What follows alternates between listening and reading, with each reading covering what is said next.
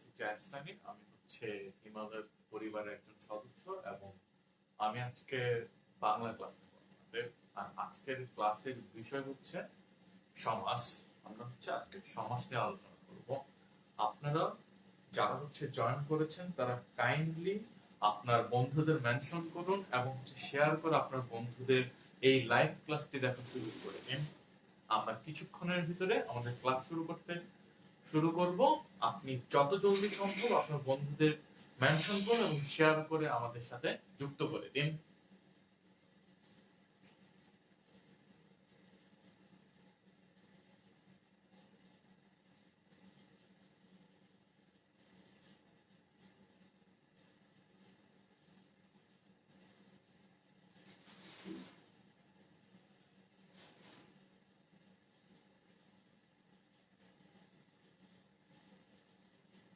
আমাকে হচ্ছে মারুফ হোসেন কমেন্ট করে আসসালামু আলাইকুম জানিয়েছেন। ওয়ালাইকুম আসসালাম ভাইয়া। আমার ভয়েস এবং ভিডিও ক্লিয়ার কিনা সবাই একটু কাইন্ডলি কমেন্ট করে জানান আমাকে, তাহলে আমি বুঝতে পারবো।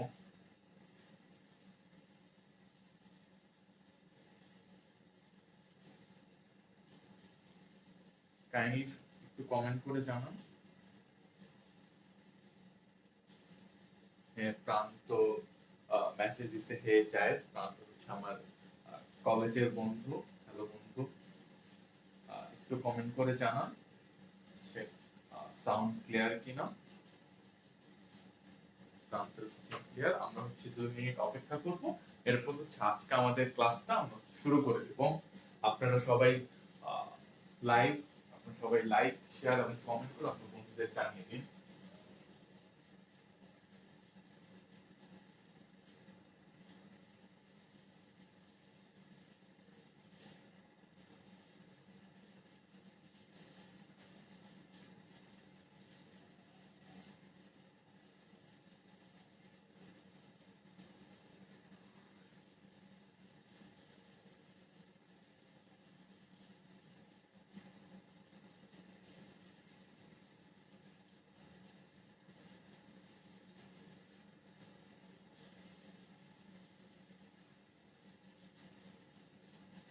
আমরা হচ্ছে 1-2 মিনিট অপেক্ষা করব, এরপর হচ্ছে বাকি স্ক্রিনটা একটু প্রবলেম হচ্ছে। আচ্ছা, আমি স্ক্রিনের সামনে যখন আসবো তখন হচ্ছে স্ক্রিনটা ক্লিয়ার দেখা যাবে। এটা নিয়ে ভয় পাওয়ার কিছু নেই। এখন হচ্ছে ফোকাস স্ক্রিনে নেই, তো এই কারণ হচ্ছে এমন মনে হচ্ছে। আমরা 2 মিনিটের ভিতরে আমরা আজকের ক্লাসটা শুরু করে দেবো।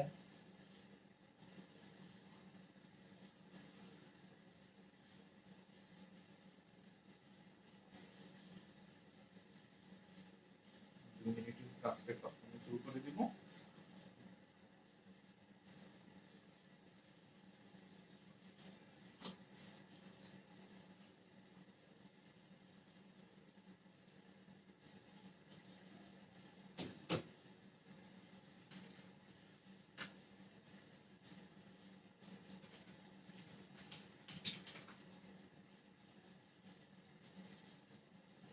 আপনারা যত দ্রুত সম্ভব আপনারা শেয়ার করুন, আপনার বন্ধুদের জানিয়ে দিন শেয়ার করে।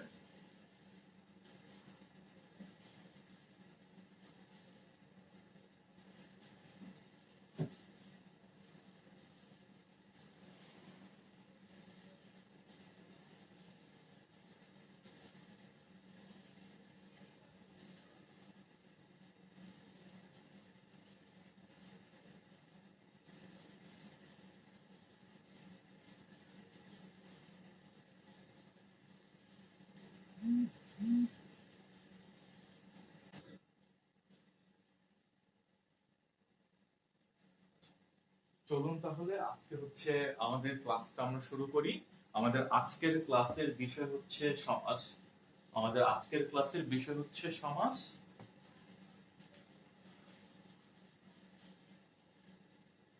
আমাদের আজকের ক্লাসের বিষয় সমাস। আমরা সাধারণত যখন কথা বলি তখন হচ্ছে কথাটা সংক্ষেপে বলার চেষ্টা করি। যেমন হচ্ছে আমরা যখন কোন একটা কথা বলি, যেমন হচ্ছে আমি 4 রাস্তার মোড়ে যাব, আমরা কিন্তু কখনো 4 রাস্তার মোড়ে যাব এই ধরনের শব্দ ব্যবহার করতে পছন্দ করি না। আমরা সবসময় ছোট শব্দ ব্যবহার করতে পছন্দ করি। যেমন হচ্ছে আমি চৌরাস্তার মোড়ে যাব। এই যে চার রাস্তার মোড়কে সংক্ষেপিত করে আমি যে চৌরাস্তার মোড়টি বললাম, এই চৌরাস্তার মোড়টি হচ্ছে সমাস। অর্থাৎ সমাস মানে হচ্ছে বহুপদের একপদীকরণ। অর্থাৎ এখানে তিন চারটা পদ অবস্থান করবে এবং তিন চারটা পদ অবস্থান করে এটাকে শেষে একটা সম্পূর্ণ নতুন একটা পদে রূপান্তর করবে, সেটাই হচ্ছে সমাস। সুতরাং আমরা সমাস বলতে কি বুঝি? সমাস বলতে আমরা বুঝি বহুপদের একপদীকরণ। আপনি একটু সংজ্ঞাটা লিখে নেন। বহুপদের একপদীকরণ, বহুপদের একপদীকরণকে আমরা হচ্ছে সমাস বলি। যেমন হচ্ছে আমি যদি উদাহরণ দেই, যেই ছেলেটা শান্ত সেই ছেলেটাই শিষ্ট। যেমন হচ্ছে আমি উদাহরণ দেই, আমার হাতের লেখা একটু অসুন্দর, আপনারা হচ্ছে কিছু না বুঝলে কমেন্ট করে জানাবেন, আমি হচ্ছে সেটা আবার লিখবো। যেই ছেলেটা শান্ত সেই ছেলেটা শিষ্ট। দেখেন আমরা কিন্তু এত বড় একটা লাইন বলতে বা লিখতে অভ্যস্ত না। সুতরাং আমরা কি করব? সুতরাং আমরা এই সম্পূর্ণ লাইনটাকে সংক্ষেপিত করব। এই যে সংক্ষেপণ করার প্রক্রিয়া, এই প্রক্রিয়া হচ্ছে সমাস। সুতরাং আমরা যে ছেলেটা শান্ত সেই ছেলেটা শিষ্ট, এটা যদি আমরা বলি তাহলে হচ্ছে আমরা কি বলবো? তাহলে এইটার দিন শেষে যে পদটা বের হবে সেটা কি হবে? সেটা হবে শান্তশিষ্ট। আমি এই সম্পূর্ণ পদকে এই সম্পূর্ণ পদগুলোকে এই যে একটা পদে রূপান্তর করলাম, এই প্রক্রিয়াটাই হচ্ছে সমাস। আপনারা কাইন্ডলি একটু লিখে নেন। এরপরে আমি হচ্ছে সামনে যাব। আচ্ছা, আমি দেখতে থাকি কে কে আমাদের সাথে যুক্ত হয়েছেন এবং কমেন্ট করেছেন। বা সবাই কমেন্ট করতেছে। ক্লিয়ার ব্লার দেখাচ্ছে। Nice T-shirt. আসসালামু আলাইকুম। আসসালাম ভাইয়া। আশা করি এইবার হচ্ছে আপনারা ঠিকভাবে দেখতে পাচ্ছেন। এবার হচ্ছে ব্লার করবে না, মানে আমি যখন স্ক্রিনের সামনে আসি তখন হচ্ছে ব্লার করা, কারণ হচ্ছে ফোকাসটা আমার দিকে এসে পড়ে। আচ্ছা, এখন হচ্ছে আমরা হচ্ছে সমাসের অংশ পড়ব।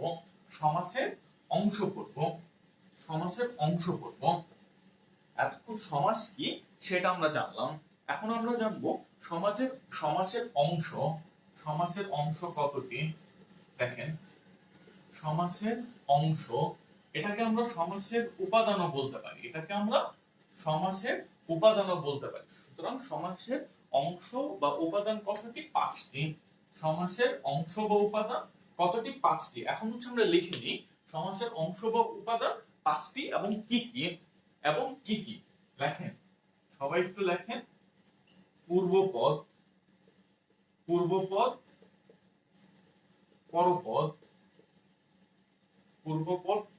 পরপদ, সমস্ত পদ,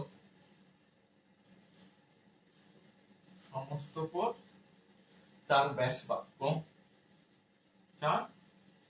বাক্য এবং 5 নাম্বার হবে সমসমান পদ এবং হচ্ছে সমসমান পদ।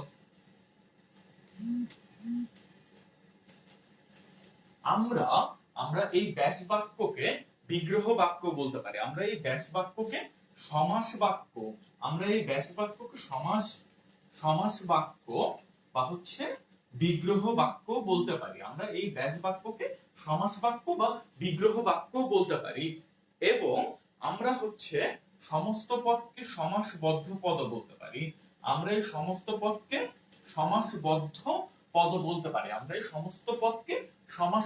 পদ বলতে পারি। সুতরাং সমাসের উপাদান আমরা কয়টি পেলাম? আমরা সমাসের উপাদান পেলাম 5টি। কি কি? পূর্বপদ, পরপদ, সমস্ত পদ বা সমাসবদ্ধ পদ এবং ব্যাস বাক্য, সমাস বাক্য কিংবা বিগ্রহ বাক্য। সুতরাং এই তিনটা জিনিস কিন্তু সেম। এরপর হচ্ছে সমস্যমান পদ। আমি হচ্ছে একটু পর আলোচনা করব সমাসের একটা ব্যাস বাক্য লিখবো, সেইখানে কোনটা পূর্বপদ কোনটা পরপদ এই জিনিসগুলো আমরা আলোচনা করবো। আপনি একটু কাইন্ডলি এটা লিখে নেন, আপনি একটু কাইন্ডলি এটা লিখে নেন, আপনারা কাইন্ডলি লিখে নেন।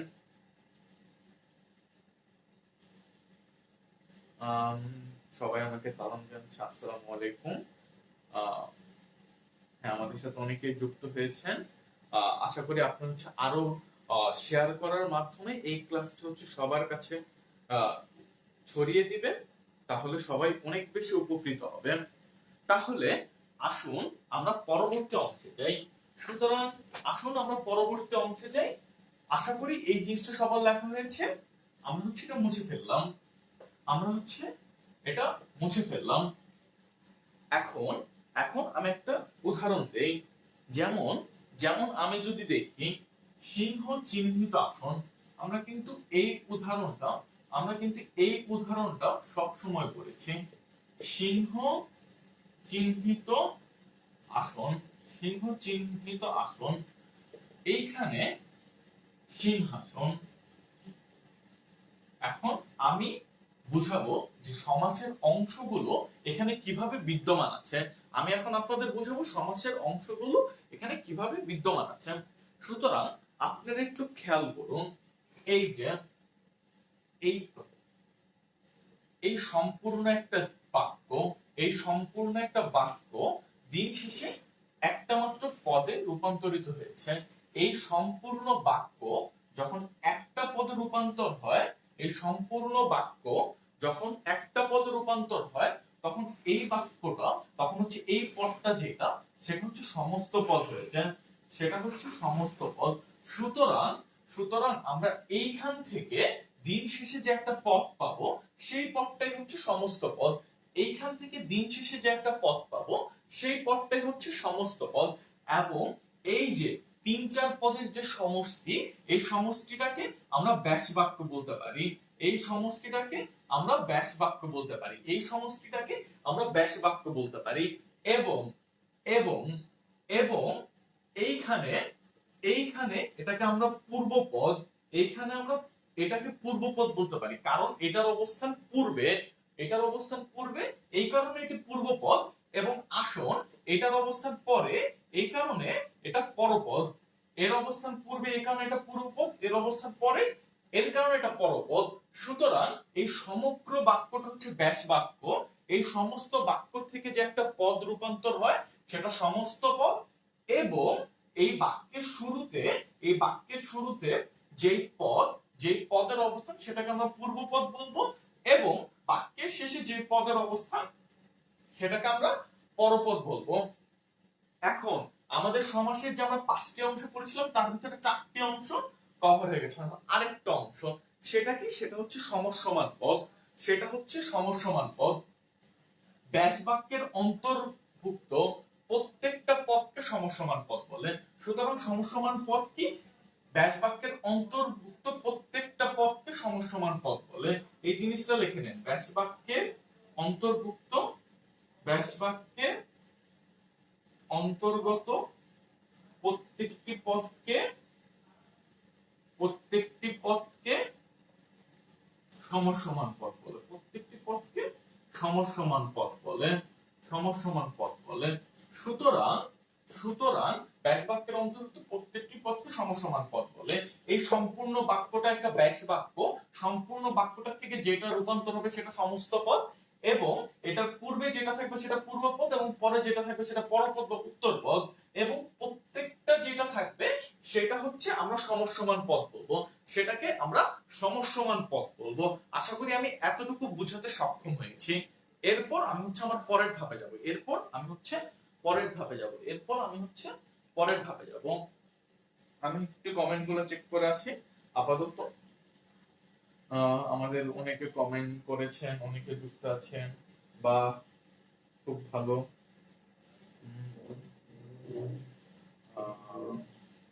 এরপর আমাকে একটু প্রশ্ন করেছে, আপু কেমন আছেন ভাইয়া? এই তো আপু ভালো আছি, আপনি কেমন আছেন? এরপর হচ্ছে একজন হচ্ছে ক্যারি অন বন্ধু, ধন্যবাদ। আরেকজন লিখেছে ইনফরমেটিভ ক্লাস, আপনাকে আপনাকেও ধন্যবাদ। এখন এখন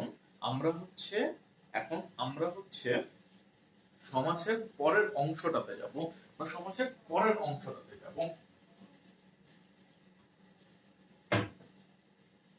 আমরা এতক্ষণ সমাসের বেসিক পড়লাম। এখন এখন আমরা আলোচনা করব সমাস কত প্রকার। সমাস সমাস 6 প্রকার। সমাস কত প্রকার? সমাস 6 প্রকার। সমাস 6 প্রকার। সুতরাং সবাই একটু লিখে নেন। এখানে আমি আপনাকে একটা ইন্টারেস্টিং তথ্য দিতে যাচ্ছি। দেখেন, দ্বন্দ্ব সমাস, সবাই লেখেন দ্বন্দ্ব সমাস, দ্বিগু কর্মধারয়, দ্বন্দ্ব সমাস দ্বিগু কর্মধারয়, 4 তৎপুরুষ,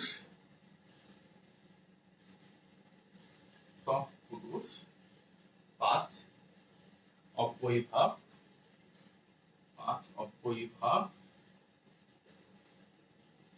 এবং ষষ্ঠ যে সমাসটা আছে সেটা হচ্ছে বহুব্রীহি। এখন সবাই, অনেক ব্যাকরণবিদ মনে করুন সমাস 6 প্রকার, কিন্তু কিন্তু পরীক্ষায় যদি প্রশ্ন আসে সমাস মূলত কয় প্রকার এবং অপশনে যদি 6 না থাকে আমরা 4 দিব। কেন 4 দিব? কারণ বর্তমানে ব্যাকরণবিদ সবাই 6 প্রকার মনে করলো, অনেক ব্যাকরণবিদ ছিলেন যারা সমাসের 4টি সমাস হিসেবে গণ্য করতেন, যারা 6টির অস্তিত্ব বিশ্বাস করতেন না, যারা বিশ্বাস করতেন সমাস 4 প্রকার। তারা কি বিশ্বাস করতেন? সমাস 4 প্রকার। তাদের কাছে এই দুটি সমাসের অস্তিত্ব ছিল না। যে সকল ব্যাকরণবিদ মনে করতেন সমাস মূলত 4 প্রকার, সেই সকল ব্যাকরণবিদের ভিতরে অন্যতম ছিলেন রবীন্দ্রনাথ ঠাকুর মনে করতেন সমাস মূলত 4 প্রকার, এবং এই দ্বিগু কর্মধারয় সমাস বলতে তিনি কোন সমাসের অস্তিত্ব বিশ্বাস করতেন না। সুতরাং তিনি মনে করতেন কর্মধারয় সমাস তৎপুরুষ সমাসের অন্তর্ভুক্ত এবং দ্বিগু সমাস কর্মধারয় সমাসের অন্তর্ভুক্ত।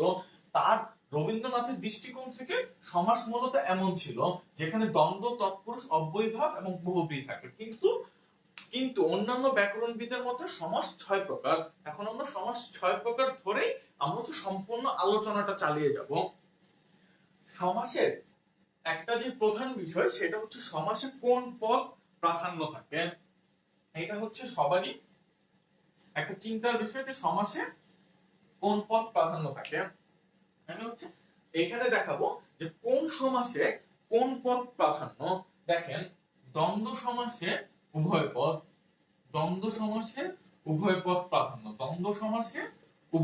প্রাধান্য। এরপর দেখেন তৎপুরুষ সমাসে কি? তৎপুরুষ সমাসে পরপদ প্রাধান্য। অব্যয়ীভাব সমাসে পূর্বপদ প্রাধান্য, এবং বহুব্রীহি সমাসে কোনো পদই প্রাধান্য না, প্রধান নয়। এখন তাহলে এই দুইটা কি হবে? যেহেতু রবীন্দ্রনাথ ঠাকুরের মতো অনেক ব্যাকরণবিদ মনে করতেন, সুতরাং এই কর্মধারয় সমাসে এখানে কোন পদ প্রাধান্য হবে? এই তৎপুরুষ সমাসের মতো পরপদ প্রাধান্য হবে। এবং অনেকে যেহেতু মনে করবেন দ্বিগু সমাস কর্মধারয়ের অন্তর্ভুক্ত, সুতরাং এইখানেও কি হবে? এইখানেও পরপদ প্রাধান্য পাবে। আশা করি আমি সমাসের যে 6টি প্রকার, এই 6টি প্রকার সম্পর্কে আপনাদের বোঝাতে সক্ষম হয়েছি। এরপর আমি সমাসে আরেকটু গভীরে যাওয়ার চেষ্টা করব। আপাতত আমি একটু কমেন্টগুলো চেক করে আসি, আপনারা এই এতটুকু পর্যন্ত তুলে নিন। একজন লিখেছেন ক্লাসটা সুন্দর হচ্ছে, আপনার বচন ভঙ্গি অ্যামেজিং। ধন্যবাদ ভাইয়া। এরপর লিখেছেন আরো পরে আরেকজন লিখেছেন nice T shirt, Asif Sheikh লিখেছেন। এরপর আরেকজন লিখেছেন ইনফরমেটিভ ক্লাস, বা সবাই খুব ভালো রেসপন্স করতেছেন, আমাদের সাথে অনেকে আছেন। আপনারা ক্লাসটি শেয়ার করে আপনাদের বন্ধুদের জানিয়ে দিন। এখন আমরা আমরা সমাসের আরেকটু ভিতরে ঢুকবো। আজকে আজকে আমরা যেটা নিয়ে আলোচনা করব সেটা হচ্ছে কর্মধারয় সমাস। আজকে আমরা কোন সমাস নিয়ে আলোচনা করব? সেটা হচ্ছে কর্মধারয় সমাস। আজকে আমরা যে সমাস নিয়ে আলোচনা করব সেটা হচ্ছে কর্মধারয় সমাস। সুতরাং শুরুতে আমাদের দেখে নেওয়া উচিত যে কর্মধারয় সমাসের প্রকারভেদ কতগুলো, বা কর্মধারয় সমাসকে কয় ভাগে ভাগ করা যায়। সাধারণত কর্মধারয় সমাসকে 4 ভাগে ভাগ করা যায়। 4 ভাগে সাধারণত কর্মধারয় সমাসকে 4 ভাগে ভাগ করা যায়। এগুলো কি কি? এগুলো হচ্ছে উপমান, উপমিত, 3 রূপক, 4 মধ্যপদরূপী, 4 মধ্যপদরূপী, 4 হচ্ছে মধ্যপদরূপী। সুতরাং এই কর্মধারয় সমাসকে 4 ভাগে ভাগ করা যায়। কর্মধারয় সমাসকে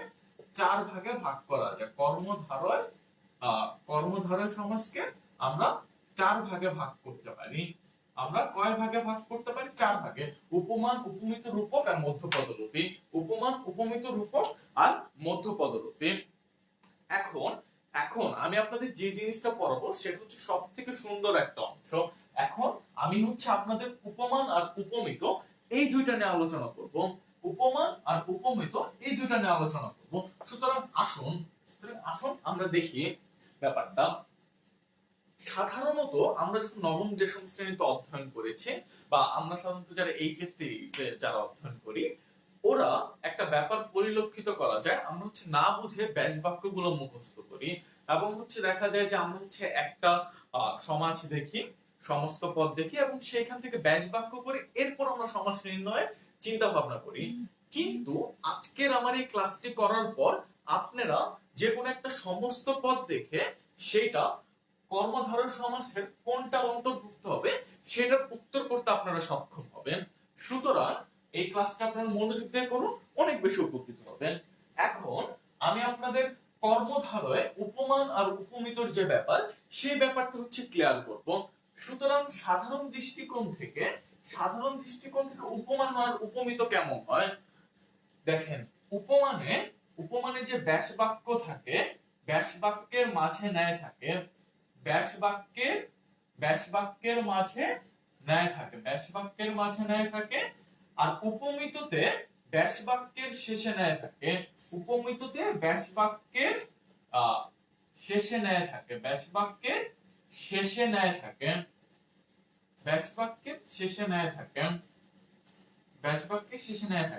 আমি জানি এই দুটি লাইন দ্বারা আপনারা কেউই একটা সুস্পষ্ট ধারণা পাননি।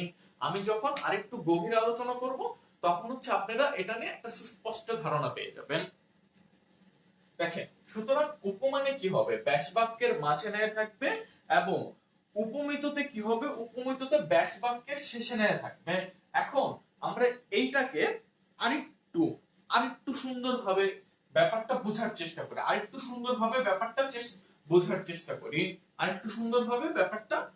চেষ্টা করি, লেখেন উপমান, আবার নিচে লেখেন উপমিত। এইখানে উপমানের পরে লেখেন সত্য, উপমিতর পরে লেখেন মিথ্যা। ব্যাপারটা কি আমি উদাহরণ দিয়ে বোঝাচ্ছি। এই সত্য মিথ্যা লেখার পরও আপনার সম্পূর্ণ ব্যাপারটা স্পষ্ট হয়নি, আমি হচ্ছে এটা উদাহরণ দিয়ে বোঝাচ্ছি। যেমন এখন যদি আমি লিখি ভ্রমর কৃষ্ণ, এখন আমি যদি আপনাদের একটা উদাহরণ দেই, ভ্রমর কৃষ্ণ, এখন এইটা কি কর্মধারয় সমাসের উপমান হবে নাকি উপমিত হবে? এটা নিয়ে আমাদের হচ্ছে নিজেদের মাঝে প্রচুর ধরনের মতবিদ্বেষ আছে। যারা হচ্ছে অনেকে বলে এটা উপমান হবে, অনেকে বলে উপমিত হবে। আমরা যখন এই নিয়মটা বোঝার চেষ্টা করব তখন আমরা সবাই একমতে আপোষ হতে পারবো। সুতরাং দেখুন, একটা জিনিস দেখুন, ভ্রমর কৃষ্ণ, এই ভ্রমর কৃষ্ণ ব্যাপারটা কিন্তু সত্য। কিভাবে সত্য? কৃষ্ণ মানে কি একটু দেখেন, কৃষ্ণ মানে হচ্ছে কালো। এখন চিন্তা করেন, ভ্রমর মানে কি? ভ্রমর মানে কি? ভ্রমর মানে একটা ছোট পোকা। ভ্রমর মানে একটা ছোট পোকা, যেই পোকাটা হচ্ছে একদম কুচকুচে কালো রকমের, যে পোকাটা হচ্ছে একদম কুচকুচে কালো রকমের। সুতরাং এর যে কালার বা হচ্ছে এটা যে কালো, এইটার সাথে কৃষ্ণর একটা সাদৃশ্য আছে, কৃষ্ণর একটা মিল রয়েছে, যে মিলটা দিন শেষে পরিলক্ষিত সত্য। কারণ কৃষ্ণ কালো, ভ্রমর পোকা যে পোকাটা আছে সেই পোকাটাও কালো। আপনি একটা গান শুনবেন, ভ্রমর কইল গিয়া শ্রীকৃষ্ণরে বুঝাইয়া, ওইখানে ওই ভ্রমরের কথাই বলা হয়েছে। এই ভ্রমর হচ্ছে একটা কালো কুচকুচে পোকা। এই পোকাটার সাথে এই কৃষ্ণ যে কালো, তার একটা সাদৃশ্য রয়েছে, এবং যে সাদৃশ্যটা আসলে সত্য, যে সাদৃশ্যটা আসলে সত্য, এই কারণে এটা হচ্ছে উপমান। এই কারণে এটা হচ্ছে উপমান। আমি আপনাদের আরেকটা উদাহরণ দেই, আমি আপনাদের আরেকটা উদাহরণ দেই, যেমন তুষার শীতল। যেমন তুষার শীতল, দেখেন এই যে তুষার, এই যে তুষার, এই তুষারের অবস্থাটা কেমন? শীতল মানে কি? ঠান্ডা। শীতল মানে কি? ঠান্ডা। তুষারের অবস্থা কেমন হয়? তুষার অবস্থা নিশ্চয়ই ঠান্ডা হবে। আমরা যারা তুষার চিনি বা তুষার কি এই জিনিসটা সে কিন্তু বুঝবো যে তুষার কিন্তু আসলেই ঠান্ডা হয়, তুষার কিন্তু গরম কোনো জিনিস না। যেহেতু তুষার শীতল, তুষারও ঠান্ডা, এই শীতল এটার মানও ঠান্ডা। সুতরাং এই ব্যাপারটা, এই টোটাল ব্যাপারটা সত্য, এই টোটাল ব্যাপারটা সত্য, এই টোটাল ব্যাপারটা সত্য হওয়ার কারণে, এই টোটাল ব্যাপারটা সত্য হওয়ার কারণে এটা হচ্ছে উপমান হবে, এটা হচ্ছে উপমান হবে। যারা হচ্ছে এই নিয়ম বুঝেন নাই তাদের কোনো সমস্যা নেই, আমি আরেকটু সহজ নিয়ম আলোচনা করব। আরেকটু সহজ নিয়ম আলোচনা করব। এখন আমি একটু কমেন্ট গুলো দেখে আসি, আপনারা একটু কাইন্ডলি এটা তুলে নেন।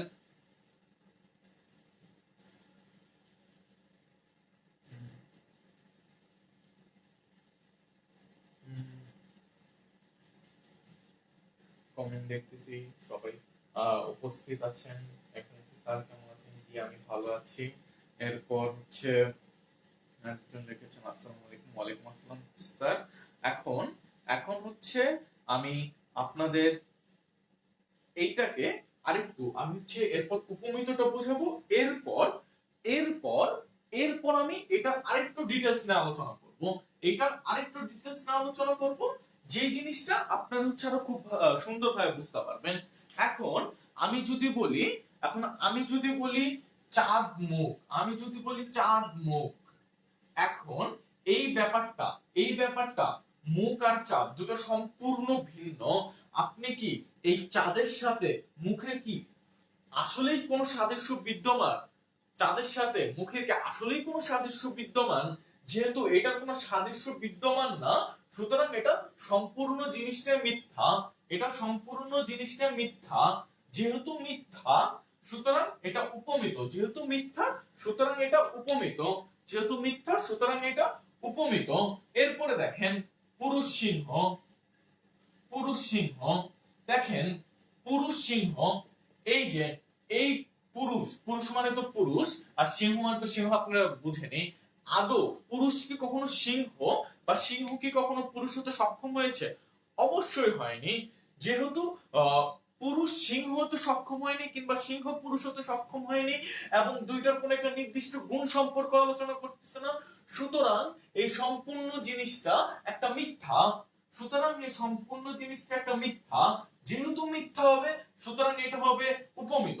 যেহেতু মিথ্যা হবে, সুতরাং এটা হবে উপমিত। আশা করি আমি এতটুকু বোঝাতে সক্ষম হয়েছি।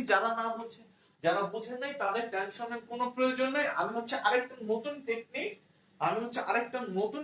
আপনাদের হচ্ছে বুঝাবো। আমি আরেকটা নতুন টেকনিকে আপনাদের বুঝাবো। আমি আপনাদের একটা নতুন টেকনিকে বুঝাবো। আপনারা এটা তুলুন, আমি হচ্ছে আপনাদের নতুন টেকনিকে বুঝাবো।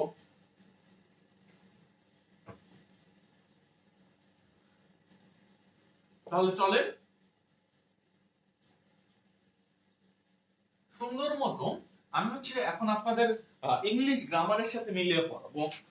আমি হচ্ছে আপনাদের ইংলিশ গ্রামারের সাথে মিলিয়ে পড়াবো। লেখেন উপমানের এখানে লেখেন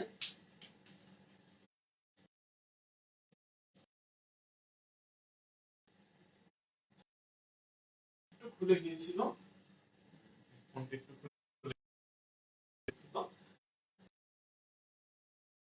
উপমানটা হবে noun plus adjective, noun plus adjective, আর উপমিতটা হবে নাউন প্লাস নাউন।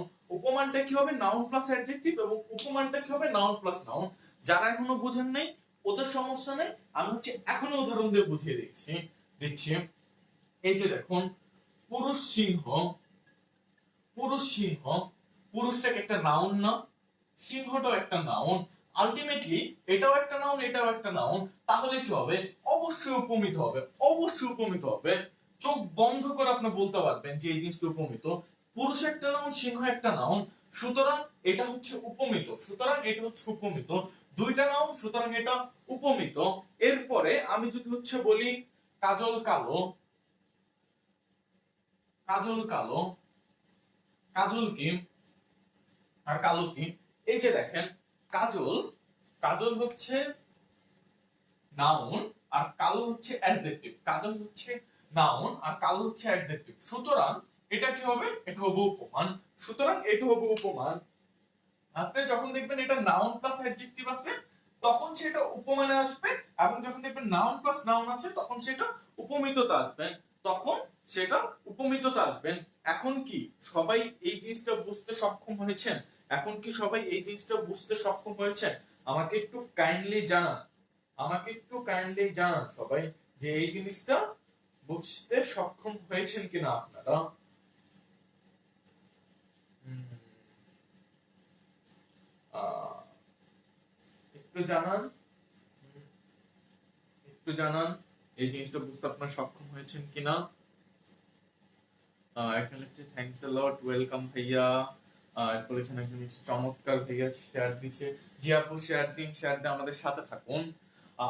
আচ্ছা, এই জিনিসটা আমরা সুন্দরভাবে উপলব্ধি করতে পেরেছি যে যখন উপমান, যখন নাউন প্লাস অ্যাডজেক্টিভ হবে তখন উপমান থাকবে, আর যখন নাউন প্লাস নাউন হবে তখন উপমিত থাকবে, যখন নাউন প্লাস নাউন হবে তখন উপমিত থাকবে। এখন এটা তো আমাদের এডমিশনের টেকনিক, যে আমরা এটা এডমিশনে যখন দেখব এই ধরনের, তখন আমরা এটা আমাদের এডমিশনে সাধারণত দেখা যায় যে আমাদের এরকম একটা সমাসবদ্ধ পদ দিয়ে দেয়, এরপর সেটাকে বলে যে এটা কোন সমাস সেটা নির্ণয় করো, কিন্তু সাধারণত এইচএসসি পরীক্ষায় আমাদের সম্পূর্ণ সমাসের ব্যাস বাক্যটা লিখতে হয়, সুতরাং আমরা উপমান আর উপমিতর ক্ষেত্রে ব্যাস বাক্যটা কিভাবে লিখবো আমরা এখন আপনাদের সেই জিনিসটা বলবো। দেখেন, আপনি যখন এই জিনিসটা দেখে বের করতে পারবেন যে এইটা উপমান, কাজল কালো উপমান, কাজল কালো উপমান, বা ভ্রমর কৃষ্ণ, বা ভ্রমর কৃষ্ণ, ভ্রমর কৃষ্ণ, ভ্রমর কৃষ্ণ, এই ভ্রমর, এই ভ্রমর, এই ভ্রমর কিন্তু নাউন আর কৃষ্ণ অ্যাডজেক্টিভ, ভ্রমর কিন্তু নাউন কৃষ্ণ অ্যাডজেক্টিভ, সুতরাং এটা হবে উপমান, সুতরাং এটা হবে উপমান, সুতরাং এটা হবে উপমান। আলটিমেটলি আমরা এটার ব্যাস বাক্য কিভাবে নির্ণয় করব যখন উপমান হবে। চিন্তা করুন, আমি শুরুতে একটা লাইন লিখে দিয়েছিলাম, উপমানের ব্যাস বাক্যে মাঝখানে ন্যায় থাকবে, উপমানের ব্যাস বাক্যে মাঝখানে ন্যায় থাকবে, এবং উপমিতর ব্যাস বাক্যে, উপমিতর ব্যাস বাক্যে, উপমিতর ব্যাস বাক্যে শেষে ন্যায় থাকবে। সুতরাং, সুতরাং আমরা কাজল কালো এবং ভ্রমর কৃষ্ণ এই দুইটার ব্যাস বাক্য কি লিখবো সেটা একটু আমাকে কমেন্ট করে জানিয়ে দেন, আমি আপনাদের উত্তরটি দেখতে চাই। দেখি আমাকে কে আগে সঠিক উত্তর দিতে পারে, আমি আপনাদের উত্তরটি দেখতে চাই, কে আগে সঠিক উত্তর দিতে পারে।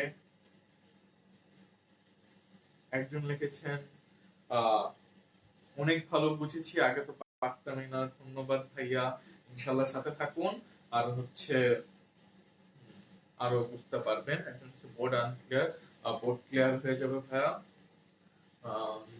একজন খুব ভালোভাবে বুঝেছি, হ্যাঁ ধন্যবাদ, এখন আমাকে একটু কমেন্ট করে জানান।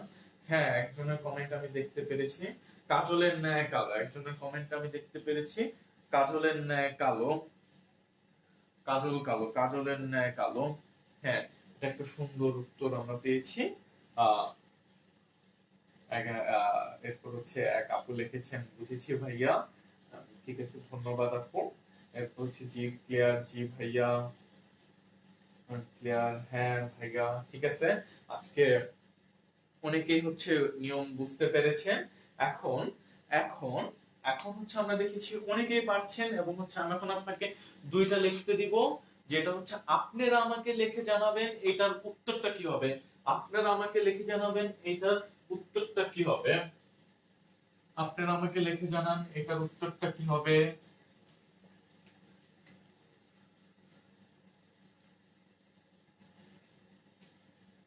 চার চার মুখ, এটার ব্যাস বাক্য লিখে জানান, এবং এটা উপমান নাকি উপমিত সেটা লিখে জানান, এবং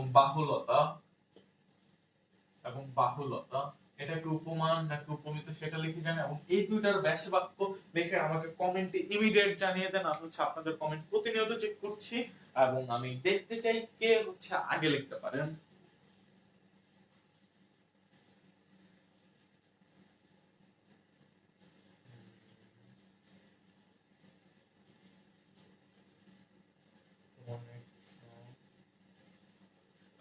তিলোত্তম হক প্রশ্ন করেছেন যে কৃষ্ণ এর বিশেষ্য পদ কি হবে। আচ্ছা ঠিক আছে, আমি হচ্ছে আপনার উত্তরটি দিব।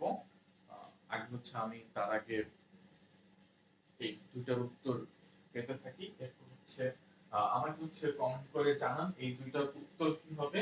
আমাকে একটু কমেন্ট করে জানান এই দুইটার উত্তর কি হবে। আমাকে একটু কমেন্ট করে জানান এই দুইটার উত্তর কি হবে।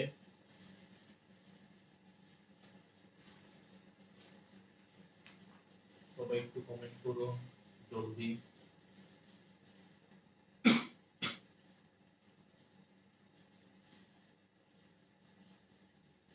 হ্যাঁ আমি দেখতে পাচ্ছি কমেন্ট। মুখ চাঁদের ন্যায় উপমিত, মুখ চাঁদের ন্যায় উপমিত। একজন লিখেছেন মুখ চাঁদের ন্যায়, হ্যাঁ হয়েছে আপনারটা। এরপর হচ্ছে আমাকে জানান। আর হ্যাঁ একজন মুখ চাঁদের ন্যায়। এরপর আরেকটা বাহুলতা কি হবে, বাহুলতার উত্তরটা আমাকে একটু দিন। বাহুলতার উত্তরটা আমাকে একটু দিন, এরপর আমি হচ্ছে আপনাদের সামনে আগাবো। বাহুলতার উত্তরটা আমাকে দিন। আমি হচ্ছে জানতে চাই, বাহুলতার উত্তরটা। সবাই একটু বাহুলতার উত্তরটা দেন। আমি হচ্ছে জানতে চাই, সবাই বাহুলতার উত্তরটা দেন। আমি কমেন্টে চার মুখের উত্তরটা দেখেছি, এখন এখন এটা আপনারা হচ্ছে এইটার উত্তরটা দেন, আমি সেটার উত্তর হচ্ছে দেখবো। এটার উত্তর হচ্ছে দেখবো।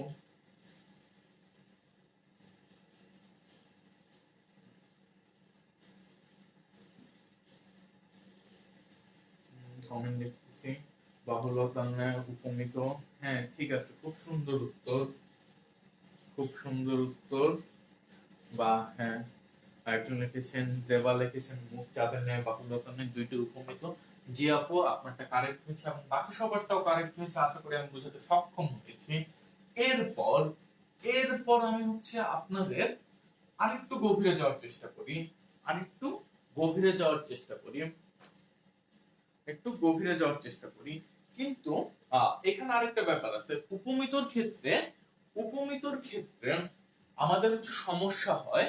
উপমিতর ক্ষেত্রে আমাদের সমস্যা হয় যে আমরা হচ্ছে যখন উপমিতর ব্যাস বাক্যটা লিখবো, আমরা কাকে আগে দিব। আমরা কিন্তু ন্যায়ের আগে দুইটা পদই বসাই, এখন কোন পদটাকে আগে দিব সেটা নিয়ে আমাদের মনে কিছুটা সমস্যা হয়। এখন আমি যে লাইনটা লিখে দেবো সেই লাইনটা যদি আপনি বুঝতে পারেন, তাহলে দেখবেন আপনার সমস্যা এক নিমেষেই শেষ হয়ে যাবে। সুতরাং লাইনটাকে একটু খেয়াল করুন, একটু বোর্ডের দিকে তাকান। লেখেন যার সাথে তুলনা করা হবে ব্যাস বাক্য হিসেবে পরে বসবে। লেখেন যার সাথে তুলনা করা হবে, যার সাথে তুলনা করা হবে ব্যাস বাক্যে সে পরে বসবে, ব্যাস বাক্যে সে পরে বসবে, ব্যাস বাক্যে সে পরে বসবে। যার সাথে তুলনা করা হবে ব্যাস বাক্যে সে পরে বসবে। দেখেন চাঁদ মুখের ব্যাপারটা, মুখ চাঁদের ন্যায়, মুখ চাঁদের ন্যায়, এই ব্যাপারটা দেখেন আমরা মুখটা কিন্তু চাঁদের সাথে তুলনা করেছি, আমরা মুখটা কিন্তু চাঁদের সাথে তুলনা করেছি। যেহেতু আমরা মুখটা চাঁদের সাথে তুলনা করেছি, সুতরাং ব্যাস বাক্য যেটা হবে সেটা হচ্ছে ব্যাস বাক্যে এই যে যার সাথে তুলনা করা হয়েছে সেইটা পরে বলবে। ব্যাস বাক্যে যার সাথে তুলনা করা হয়েছে সেটা পরে বলবে। ব্যাস বাক্যে যার সাথে তুলনা করা হয়েছে সেটা পরে বলবে। যেমন মুখ চাঁদের নেই, চাঁদ এখানে পরে বসেছে। আশা করি বুঝাতে সক্ষম হয়েছি। এরপর আমরা হচ্ছে রূপকে চলে যাব। এরপর আমরা হচ্ছে রূপকে চলে যাব। এরপর আমরা রূপকে চলে যাব। বা 136টা শেয়ার, খুব ভালো লাগছে আপনাদের সাথে। বা সবাই খুব সুন্দর কমেন্ট করতেছেন। বা ভালো। সুতরাং আমরা এখন চলে যাব রূপকে। আমরা এখন চলে যাব রূপকে। আমরা এখন চলে যাব রূপকে। একজনে লিখেছেন ভাইয়া আপনার এফবিআইডি নেম কি? আচ্ছা, আমি হচ্ছে আমার এফবিআইডি নেমটা হচ্ছে লিখে দিই। আমার এফবিআইডি নেমটা হচ্ছে জায়েদ সানি। জায়েদ সানি, এটা হচ্ছে আমার এফবিআইডি নেম। হচ্ছে আমার এফবিআইডি নেম। এরপর হচ্ছে আমরা হচ্ছে আবার পড়াতে ফিরে আসি। এখন হচ্ছে আমরা রূপক পড়বো। এখন হচ্ছে আমরা রূপক পড়বো। এখন হচ্ছে আমরা রূপক পড়বো। এখন হচ্ছে আমরা রূপক পড়বো। রূপকটা পড়তে আমাদের জাস্ট 1 মিনিট লাগবে। এই রূপকটা পড়তে আমাদের জাস্ট 1 মিনিট লাগবে। 1 মিনিট কিভাবে লাগবে? 1 মিনিট কিভাবে লাগবে সেটা দেখেন, একটু বোর্ডে দেখান। বোর্ডে তাকান। রূপকটা কি হবে? অদৃশ্য প্লাস দৃশ্যমান। বা শেষ। রূপক শেষ। অদৃশ্য প্লাস দৃশ্যমান। দেখেন, এইবার দেখেন মন বিহঙ্গ। মন বিহঙ্গ। দেখেন বিহঙ্গ মানে কি? বিহঙ্গ মানে পাখি। বিহঙ্গ মানে কি? বিহঙ্গ মানে পাখি। মন মানে কি? মন মানে আমাদের নিচের ভিতরে যেটা থাকে, যেটা আমাদের আবেগ দ্বারা আমাদের হচ্ছে তাড়িত করে, সেটাই হচ্ছে মন। যেহেতু বিজ্ঞানে হচ্ছে মনের কোনো অস্তিত্ব নাই, কিন্তু যারা হচ্ছে বাংলার কবি সাহিত্যিক তাদের কাছে মনের অস্তিত্বটাই বিশাল। তাদের কাছে হচ্ছে এই মন দিয়ে হচ্ছে তারা তাড়িত হয়। সুতরাং এই মন হচ্ছে অদৃশ্য। এই মন হচ্ছে অদৃশ্য। এটা পাখি, সুতরাং এটা দৃশ্যমান। সুতরাং এটা দৃশ্যমান। যেহেতু এটা দৃশ্যমান আর এটা অদৃশ্য, সুতরাং এটা হচ্ছে রূপক কর্মধারয়।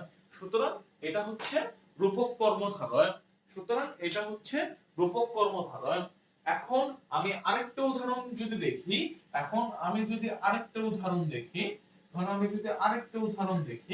যেমন হচ্ছে যৌবন সূর্য। দেখেন, আপনি সূর্যটাকে কিন্তু দেখতে পাচ্ছেন। সূর্যটা দৃশ্যমান। সূর্যটা দৃশ্যমান। এই যৌবনটা দৃশ্যমান না। যৌবনটা কিন্তু দৃশ্যমান না। আপনি কিন্তু বুঝতে পারবেন না আসলে, মানে যৌবনটাকে দেখা যায় না। এটা হচ্ছে মানুষের অভ্যন্তরীণ একটা ব্যাপার। সুতরাং এই যৌবনটা হচ্ছে অদৃশ্যমান। যৌবনটা হচ্ছে অদৃশ্যমান। যেহেতু দৃশ্যমান প্লাস অদৃশ্যমান, সুতরাং এইটাও হচ্ছে রূপক। এইটাও হচ্ছে রূপক। সুতরাং এই দৃশ্যমানের সাথে অদৃশ্যমানের যখন একটা মিলন হয়, তখনই সেটা হচ্ছে রূপক কর্মধারা হয়। তখনই সেটা হচ্ছে রূপক কর্মধারা হয়। তখনই সেটা হচ্ছে রূপক কর্মধারা হয়। তখনই সেটা হচ্ছে রূপক কর্মধারা হয়। তখনই সেটা রূপক কর্মধারা হয়। এখন এখন আমাদের কথা হচ্ছে, আমরা তো এডমিশন পরীক্ষা এটা দেখে চিনবো রূপক কর্মধারা, কিন্তু এইচএসসি লেভেলে আমরা হচ্ছে কিভাবে এইখানে এটার ব্যাস বাক্যটা নির্ণয় করব। এটার ব্যাস বাক্য সব থেকে সহজ। এটার ব্যাস বাক্য সব থেকে সহজ। কিভাবে সেটা হচ্ছে আমি আপনাকে দেখাই। কিভাবে সেটা হচ্ছে আমি আপনাকে দেখাই। এই মন বিহঙ্গ, এটার ব্যাস বাক্য কি হবে? মন রূপ বিহঙ্গ। মন রূপ বিহঙ্গ। মন রূপ বিহঙ্গ। এটার ব্যাস বাক্যটা হবে মন রূপ বিহঙ্গ। এটার ব্যাস বাক্যটা হবে মন রূপ বিহঙ্গ। যৌবন সূর্য, এটার ব্যাস বাক্যটা কি হবে? যৌবন রূপ সূর্য। যৌবন রূপ সূর্য। সুতরাং যখন যখন আমরা হচ্ছে রূপক কর্মধারয়, যখন হচ্ছে আমরা বিশ্বাস করবো যে এটা একটা রূপক কর্মধারয়, ঠিক তখনই আমরা যদি মাঝখানে রূপ শব্দটা ব্যবহার করি এই দুইটা শব্দের ভিতরে, তাহলে এইটা ব্যাস বাক্য গঠিত হয়, তাহলে এটার একটা ব্যাস বাক্য গঠিত হয়। আশা করি রূপকটা আপনাদের বোঝাতে সক্ষম হয়েছে, আশা করি রূপকটা আপনাদের বোঝাতে সক্ষম হয়েছে। আপনি একটু কাইন্ডলি তুলে নেন, আমি একটু কমেন্ট গুলো আবার একটু চেক করে আসি। একটু তুলে নেন আপনারা।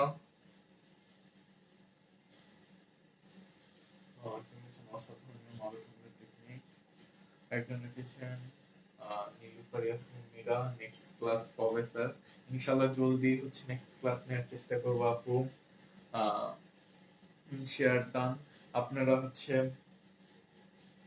কাইন্ডলি সবাই একটু শেয়ার করে দিন, আপনি হচ্ছে কাইন্ডলি সবাই একটু শেয়ার করে দিন, কাইন্ডলি সবাই হচ্ছে শেয়ার করে দিন, কাইন্ডলি সবাই একটু শেয়ার করে দিন। আশা করি এই নিয়মটা হচ্ছে আপনারা বুঝতে সক্ষম হয়েছেন, আশা করি এই নিয়মটা হচ্ছে আপনারা বুঝতে সক্ষম হয়েছেন, আশা করি এই নিয়মটা আপনারা বুঝতে সক্ষম হয়েছেন।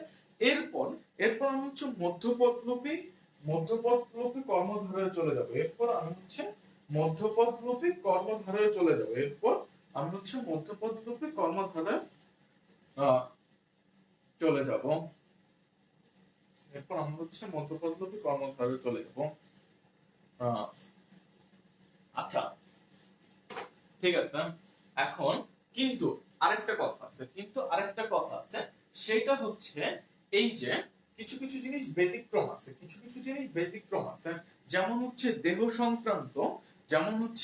সংক্রান্ত যে সকল ব্যাপার যেগুলো হচ্ছে রূপক কর্মধারয় হওয়ার কথা এবং ওইগুলো হচ্ছে রূপক কর্মধারয় না, কিংবা হচ্ছে ওইগুলোর একটা সঠিক ব্যাস বাক্য নাই, সেগুলো হচ্ছে আমি নেক্সট ক্লাসে আপনাদের হচ্ছে একটা লিস্ট করে দিয়ে দিব, আপনাদের নেক্সট ক্লাসে একটা লিস্ট করে দিয়ে দিব। কিছু আপনাদের আমি দেখাই, যেমন হচ্ছে দেহকাণ্ড, দেহতত্ত্ব, দেহতত্ত্ব, কায়াতরু, এই জিনিসগুলো আসলে হচ্ছে মানে একদম রূপকের যে নিয়ম পড়িয়েছে ওই নিয়মের সাথে এক্স্যাক্টলি যায় না, কিন্তু এগুলো হচ্ছে রূপক কর্মধারয়, এগুলো হচ্ছে কিছু ব্যতিক্রম ছিল, ব্যতিক্রম না আমি হচ্ছে পরে আলোচনা করব। সুতরাং আমি হচ্ছে ডাইরেক্ট মধ্যপদলোপী কর্মধারয় চলে যাই। মধ্যপদলোপী কর্মধারয়ের সাথে আমি হচ্ছে আপনাদের আরেকটা জিনিস শিখাবো, সেটা হচ্ছে মধ্যপদলোপী বহুব্রীহি। আমাদের হচ্ছে সাধারণত যে সমস্যাটা আমরা ফেস করি সেটা হচ্ছে মধ্যপদলোপী কর্মধারয় কোনটা আর মধ্যপদলোপী বহুব্রীহি কোনটা, এই জিনিসটা নিয়ে আমাদের হচ্ছে খটকা হয়। সুতরাং আমরা আমরা আমরা একটা চার্ট করব। সুতরাং আপনারা একটু চার্ট করে একটু লেখেন মধ্যপদলোপী কর্মধারয়, মধ্যপদলোপী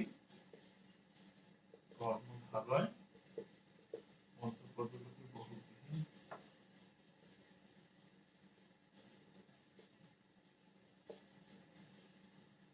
মধ্যপদলোপী বহুব্রীহি।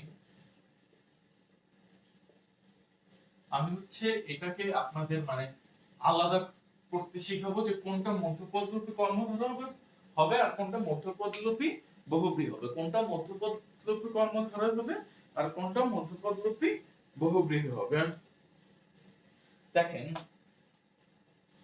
লেখেন এবার মধ্যপদলোপী কর্মধারয়ের ক্ষেত্রে ব্যাস বাক্যের ঠিক মাঝখানের পদ লোপ পাবে, ব্যাস বাক্যের ঠিক মাঝের পদ লোপ পাবে।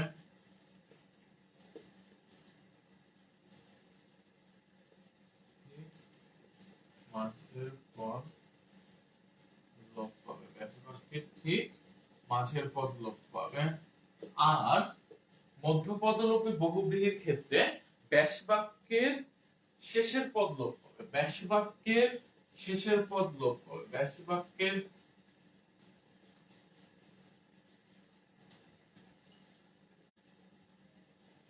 শেষের পদ লোপ পাবে, ব্যাস বাক্যের শেষের পদ লোপ পাবে।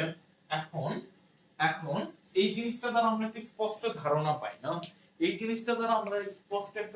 পাই না, সুতরাং আসুন যে আমরা হচ্ছে এমন কিছু শিখি যেটা আমরা স্পষ্ট ধারণা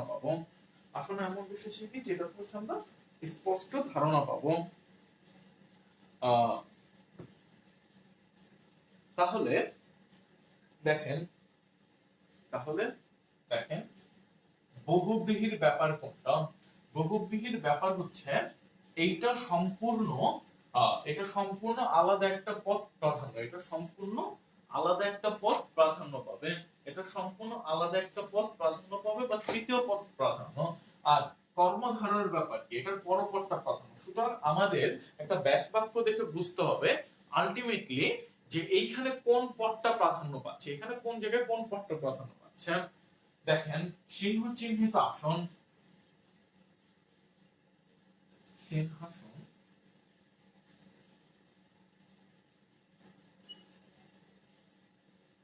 সিংহ চিহ্নিত আসন।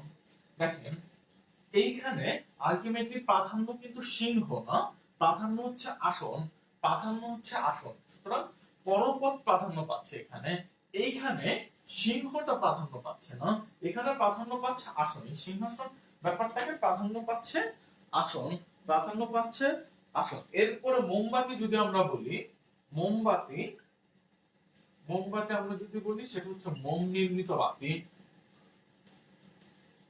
মোম নির্মিত বাতি। এইখানে মোমটাকে প্রাধান্য পাইতেছে, এখানে বাতিটাকে প্রাধান্য পাইতেছে আলটিমেটলি। এই যে পরপদ, এই পরপদটাকে প্রাধান্য পাইতেছে। সুতরাং যেটাতে পরপদ প্রাধান্য পাবে, পরপদ প্রাধান্য পাবে সেইখানে সেটা হচ্ছে মধ্যপদলোপী কর্মধারয়, সেটা হচ্ছে মধ্যপদলোপী কর্মধারয়। অর্থাৎ যেখানে পরপদটা প্রাধান্য পাবে সেটাই হচ্ছে মধ্যপদলোপী কর্মধারয়, আর যেখানে পরপদ প্রাধান্য পাবে না এবং শেষের পদ লোপ পাবে এটা হচ্ছে মধ্যপদলোপী বহুব্রীহি।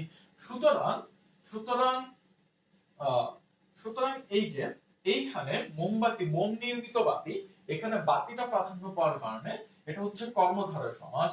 আর কর্মধারয় সমাসের যে ব্যাস বাক্য, এই ব্যাস বাক্যটা আসলে এক্সাক্ট কোনো নিয়মের ভিতরে ফেলা যায় না। আপনাকে চিন্তা করতে হবে যে এই সিংহ আর আসনের সাথে কোন মাঝখানে কোন এমন একটা পদ দিলে এই টোটাল ব্যাপারটাকে সুন্দরভাবে ব্যাস বাক্য আকারে প্রকাশ করা যায়। আপনি যখন বারবার প্র্যাকটিস করতে থাকবেন, বারবার অনুশীলন করতে থাকবেন, তখন দেখা যাবে আপনি দিন শেষে এইটার সুন্দর একটা ব্যাস বাক্য আপনি নিজে বের করতে পারবেন। এটা আপনার ঠাঠা মুখস্থ করতে হবে এমন না, আপনি এই জিনিসটা উপলব্ধি এবং বুঝতে পারলে আপনি নিজে বের করতে পারবেন। এখন আছেন আমরা হচ্ছে মধ্যপদলোপী বহুব্রীহিতে যাই, আমরা হচ্ছে মধ্যপদলোপী বহুব্রীহিতে যাই। এখানে জাস্ট লিখে রাখেন সব ধরনের অনুষ্ঠান,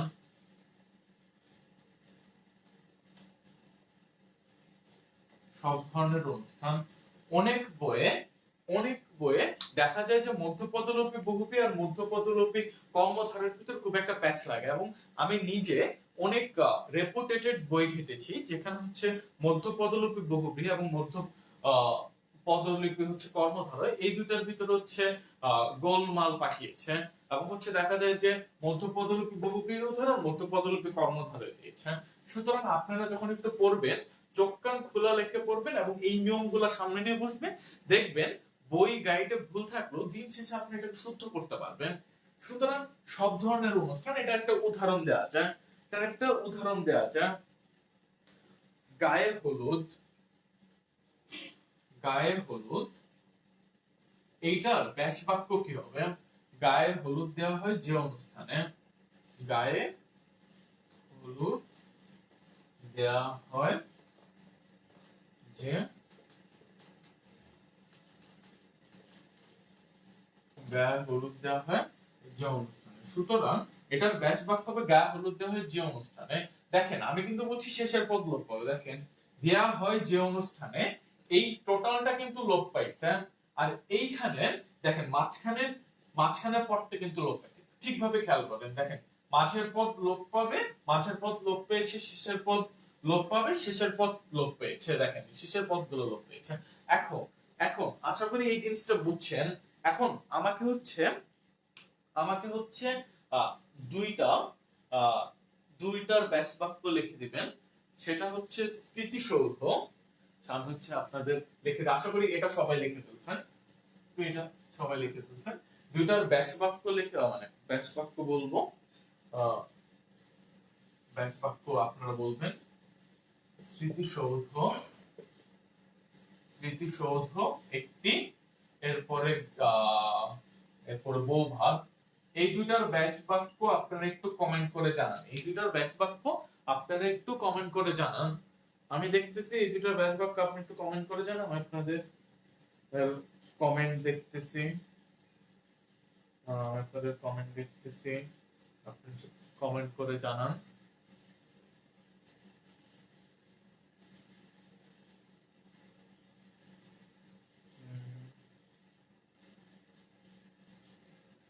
একটু কমেন্ট করে জানান, সবাই একটু সঠিকটা লেখার চেষ্টা করুন। আমি আপনাদের কমেন্টগুলো চেক করে আসি।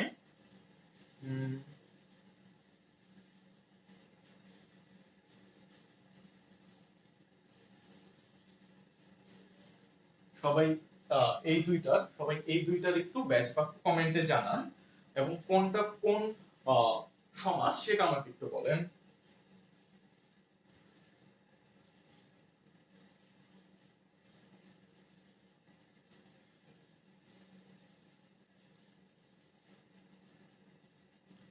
একটু কমেন্ট গুলো দেখতে থাকি।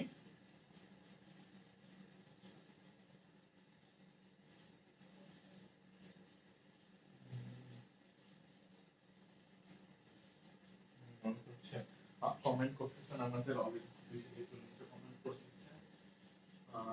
একজন লিখেছেন ভাই আরো বেশি ক্লাস চাই, বইয়ের মুখে ভাবতে শুধু না ভাইয়া, ভাইয়া আমার নামটা একবার বলেন, আপনার কথা আমার অনেক ভালো লাগলো। মেহেদি হাসান বাঁধন কমেন্ট করেছে ঢাকা কলেজ থেকে। স্মৃতি স্মারক শুল্ক,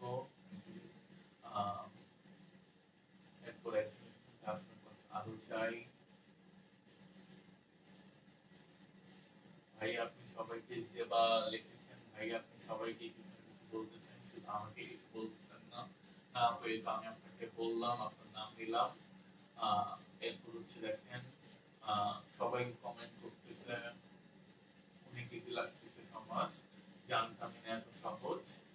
তো বাকি সবাই কমেন্ট করছে। হ্যাঁ, একজন কমেন্ট করেছেন যে হচ্ছে স্মৃতি রক্ষার্থে নির্মিত সৌধ, জেবা কমেন্ট করেছেন। স্মৃতি রক্ষার্থে নির্মিত সৌধ এটাও হয়, বা আমরা যদি স্মৃতি রক্ষার্থে সৌধ এটাও হয়, এবং এটা মধ্যপদলোপী কর্মধারয়, এইটা ঠিক আছে। এবং হচ্ছে একজন লিখেছেন প্লাবন, স্মৃতি রক্ষার্থে যে সৌধ এটাও হয়। এরপর হচ্ছে মারিয়ামিন কমেন্ট করেছেন ভাইয়া আবার কবে ক্লাস হবে, ইনশাআল্লাহ জলদি আপু ক্লাস নেওয়ার চেষ্টা করব। এরপর হচ্ছে বউ ভাত বউয়ের মুখে ভাত দেওয়া, যে অনুষ্ঠানে মধ্যপদলোপী বহুদিন না, বউয়ের মুখে ভাত দেওয়া যে অনুষ্ঠানে সেটা হবে না। আপনাকে হচ্ছে বলতে হবে যে বউ ভাত কি, মানে বউ ভাত কোন সমাস, এবং হচ্ছে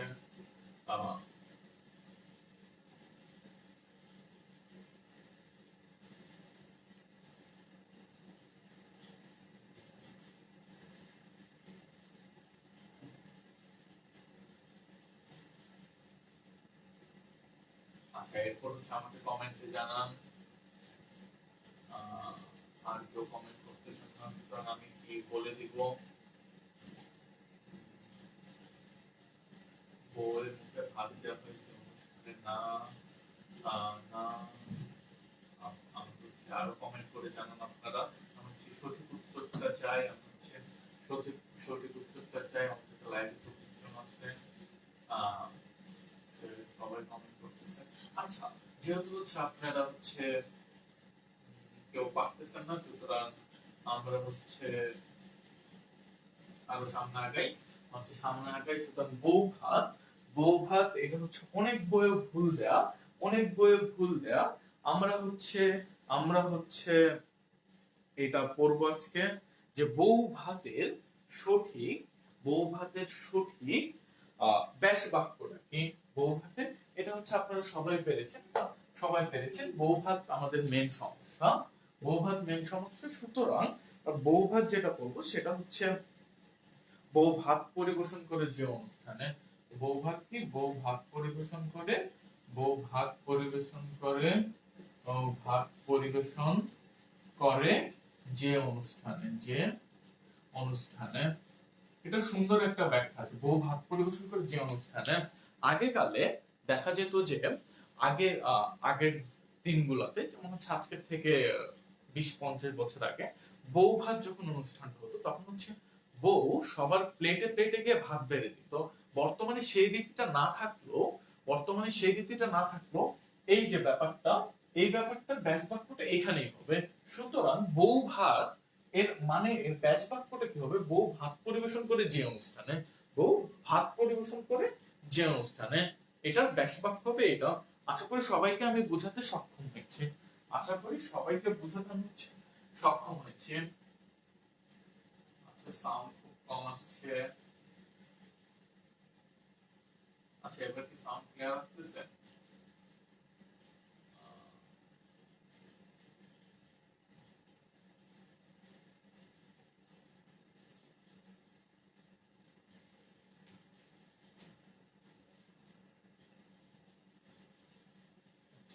এবার কি সাউন্ড ক্লিয়ার আসতেছে?